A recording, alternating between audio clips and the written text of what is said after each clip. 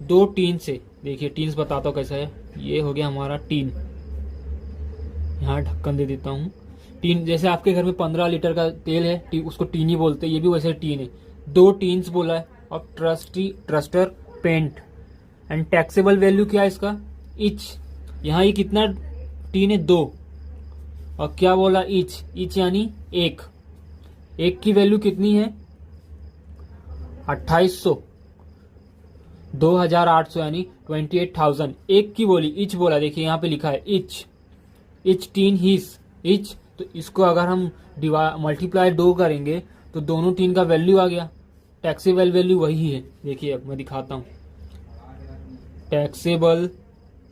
Taxable value क्या होता है आपको पता चल गया ना, जो बिना जीएसटी के प्रोडक्ट का जो प्राइस रहता है, जिसमें अभी जीएसटी नहीं लगा है, वो लगने वाला है, जो बिना जीएसटी के वैल्यू है उसको ही बोलते हैं टैक्सेबल वैल्यू।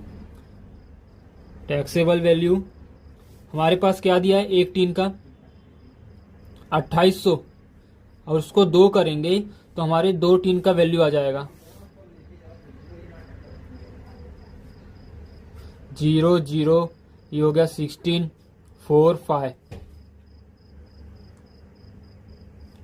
ये हमारा 2 टीन का वैल्यू आ गया। एक टीन की वैल्यू कितनी है, प्राइस कितनी है 2800, और दोनों टीन का प्राइस कितना है 56। अब अगर एक टीन के हिसाब से आंसर निकालते हो तो गलत होता, क्योंकि यहाँ पे 2 टीन बोला है।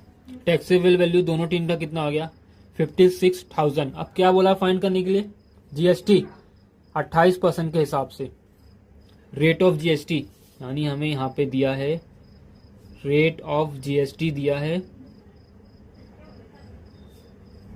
28%। क्या फाइंड करने बोला है, find the amount of CGST। Amount बोला इस बार, रेट नहीं बोला है। रेट हमको दिया है, CGST भी बोला, SGST भी बोला, यानी अमाउंट बोला। अब इन दोनों का अमाउंट निकालने के लिए हमको पहले जीएसटी का अमाउंट निकालना पड़ेगा, तभी उनको डिवाइड करके एस और सी का अमाउंट निकलेगा। मैं करके दिखाता हूँ।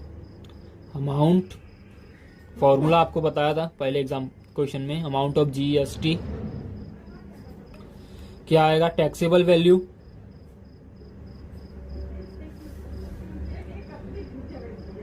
Into rate of GST divide by 100। तो हमारे यहाँ टैक्सेबल वैल्यू क्या है, ये 56।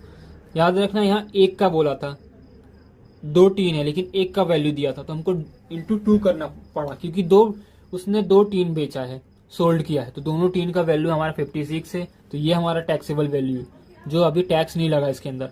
अब ये